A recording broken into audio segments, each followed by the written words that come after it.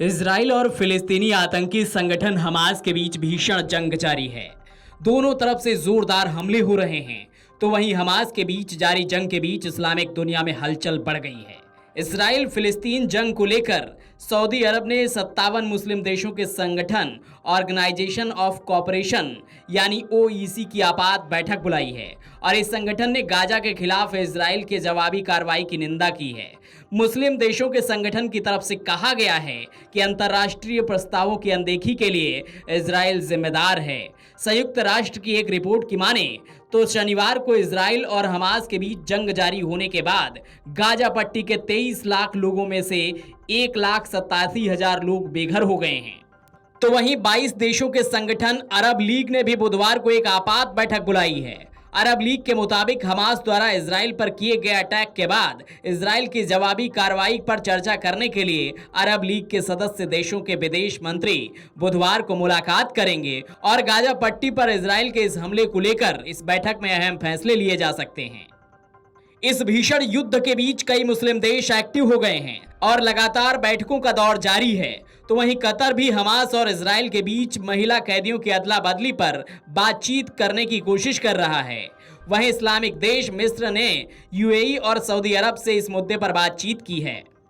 Hamas के आतंकियों ने 130 से ज्यादा इजरायली नागरिकों को बंधक बनाया है। शनिवार को घुसपैठ करने वाले हमास के आतंकवादियों ने इजराइल के 130 से अधिक लोगों का किडनैप कर लिया था। किडनैप किए गए लोगों में महिलाएं, बच्चे और बुजुर्ग भी शामिल हैं।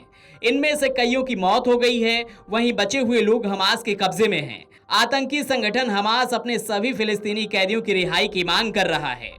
तो वहीं इस बीच सऊदी विदेश मंत्रालय ने कहा है कि क्राउन प्रिंस और सऊदी अरब के प्रधानमंत्री प्रिंस मोहम्मद बिन सलमान बिन अब्दुल अजीज अल सऊद ने मिस्र के राष्ट्रपति अब्देल फतह अल सिसी से फोन पर बात की है। बातचीत के दौरान दोनों देशों ने गाजा और उसके आसपास के क्षेत्रों में तनाव को रोकने और क्षेत्र में इसके विस्तार को रोकने के प्रयासों को तेज करने पर सहमति दे दी है। यानी कुल मिलाकर ये कहा जा सकता है कि हमास के पक्ष में दुनिया के कई मुस्लिम देश खड़े हैं और लगातार इजराइल पर दबाव बनाने की कोशिश हो रही है। मुस्लिम देशों में बैठकों का दौर जारी है, तो वहीं अमेरिका से इस मसले पर मध्यस्थता कराने की कोशिश भी जारी है। लेकिन इन सब के बीच भारत ने एक बात साफ कर दी है कि वो इस लड़ाई में इजराइल के साथ है और किसी भी कीमत पर भारत आतंकियों का समर्थन नहीं कर सकता। इस तरह से भारत ने वैश्विक मंच पर एक बार फिर साफ कर दिया है कि दुनिया में कहीं भी कोई आतंकवादी गतिविधि होगी तो भारत खुलकर उसकी मुखालफत करेगा। Video desk amarujala.com। Amar Ujala अब आपके टीवी पर भी।